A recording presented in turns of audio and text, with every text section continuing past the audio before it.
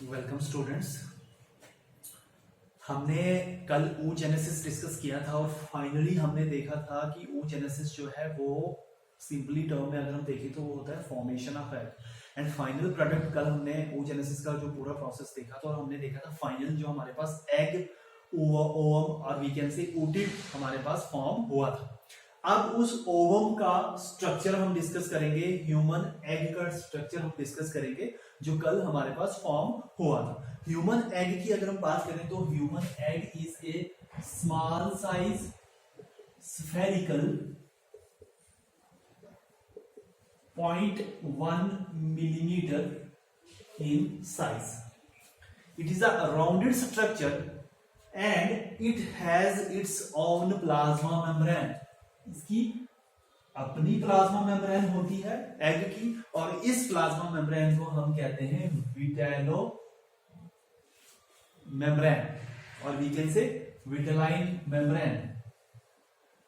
Vitelline membrane. So egg की जो membrane होती है उसको हम कहते हैं विटेलाइन मेम्ब्रेन और we can say plasma membrane. ठीक है।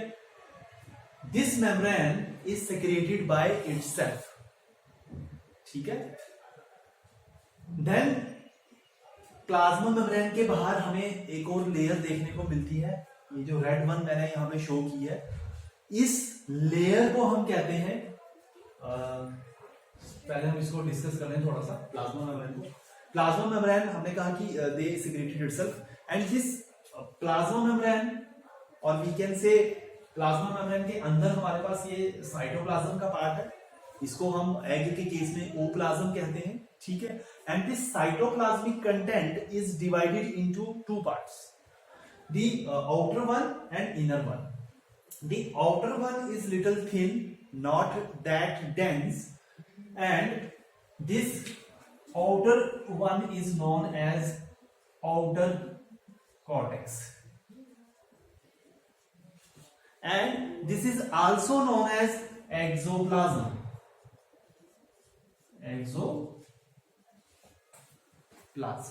ठीक है।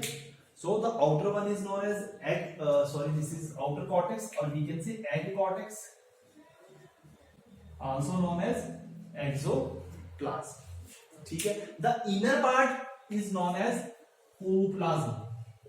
This is dense structure, inner one, and this is known as ooplasm. सारे ऑर्गेनेल्स, न्यूक्लियस, एंजाइम्स, जो भी चीजें ऑर्गेनेल्स, ये सारी चीजें जो है इस ओप्लाज्म में एम्बेडेड होती हैं, इस ओप्लाज्म में जो है वो प्रेजेंट होती है। ठीक है। सो यॉर्क कंटेंट की बात करें अगर हम, ठीक है, न्यूट्रिटिव मटेरियल की बात करें तो वो भी इसी ओप्लाज्म में हमें देखने को मिलता है। And in case of human egg York content is very very less.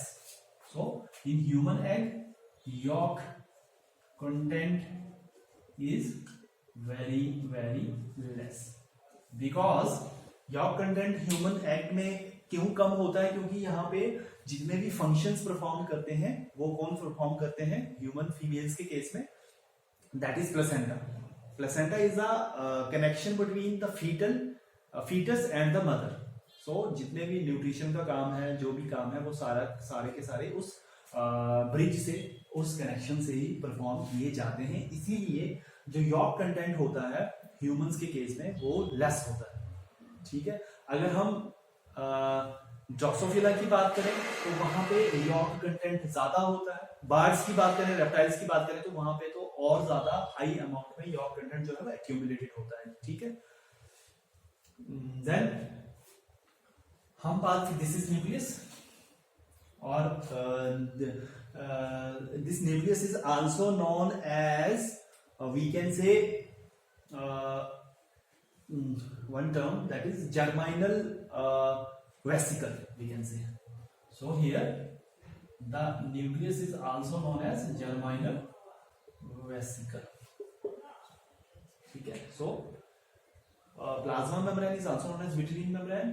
ठीक है। And the cytoplasmic content is divided into two zones. The outer one is known as outer or egg cortex, which is also known as exoplasm, and the inner one is known as egg your ooplasm. ठीक है। And in this ooplasm we have nucleus, cell organelles, nutritive material, and all that things which is important for egg. Then in case of human egg, the yolk content is very less. Nucleus जो है egg के case में, human egg के case में, this is x centric मतलब nucleus जो है वो सेंटर में प्रेजेंट नहीं होता। एग के केस में थोड़ा सा साइड पे अगर हम देखें तो वहां प्रेजेंट होता है, सेंटर से थोड़ा हटके, ठीक है। And this nucleus is known as germinal vesicle, ठीक है। Because of this eccentric position the nucleus और we can say the egg has polarity. इस एक्सेंट्रिक न्यूक्लियस की वजह, न्यूक्लियस का एक्सेंट्रिक होने की वजह से क्या होगा कि यहाँ पे पोलैरिटी हमें देखने को मिलती है एग के केस में, ठीक है। जिस साइड न्यूक्लियस प्रेजेंट होता है इस साइड को हम कहते हैं एनिमल पोल, एंड इसका जो अपोजिट साइड होगा this is known as vegetal pole, animal pole and vegetal pole. So इस तरह से पोल्स देखने को मिलते हैं एग में, हमें पोलैरिटी देखने को मिलती है because of this eccentric nucleus, ठीक है। जिस तरफ न्यूक्लियस प्रेजेंट होगा उस साइड को हम एनिमल पोल कहते हैं और इसके अपोजिट साइड को हम वेजिटल पोल कहते हैं। और animal pole is the side, और we can say animal pole, या आप कह सकते हैं कि जो स्पर्म एंट्री होती है, स्पर्म की जो एंट्री होती है, मेल स्पर्म जब यहाँ पे अट्रैक्ट करेगा, फ्यूज होने की कोशिश करेगा, तो वो एनिमल पोल से ही जो है वो वी कैन से एंटर करेगा, ठीक है। सो स्पर्म की जो एंट्री है that is from animal pole and this is vegetal pole, ठीक है। Then outside this vitelline membrane there is another membrane and this is known as zona pellucida, zona pellucida, and this zona pellucida is secreted from the follicular cells, ठीक है। zona pellucida जो है वो follicular cells से ही secrete होती है, ठीक है। So outside the plasma membrane there is one membrane which is known as zona pellucida, ठीक है। And between this plasma membrane or vitelline membrane and zona pellucida there is a space. This space is known as perivitelline space. So this is perivitelline space, ठीक है। This is perivitelline space.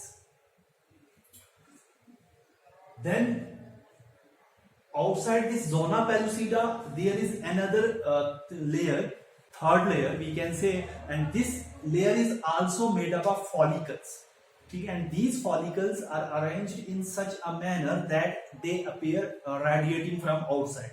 That's why this membrane is known as corona radiata, corona radiata. So 3 layers: vitelline membrane, zona pellucida and corona radiata, ठीक है। in egg membranes or egg envelopes they arise from different structures, ठीक है। हम यहाँ पे किस structure से arise हो रही है उसकी बेसिस पे हम इनको कह सकते हैं। जैसे हम बात करें विटेलाइन मेम्ब्रेन की, तो this is known as primary membranes because they are secreted by cell. Then secondary membranes secreted by follicular cells और made up of follicular cells, इनको हम कहते हैं। इसमें अगर हम सेकेंडरी मेम्ब्रेन्स की बात करें तो zona pellucida and corona radiata, these comes under secondary membranes because they are secreted by follicular cells. Then third one is tertiary membranes, and these tertiary membranes are secreted by glands specially which are located in the oviduct part, and the example is shell, ठीक है। in humans egg yolk content is very less, and such eggs are known as microlecithal egg, lecithal eggs। Human eggs की बात करें तो यहाँ पे जो content होता है यॉक कंटेंट वो बहुत ही कम होता है इन एग्स में, और ऐसे एग्स को हम कहते हैं माइक्रोलेसिथल एग्स, ठीक है। So this is all about the egg. Next we will discuss later on. Thank you very much.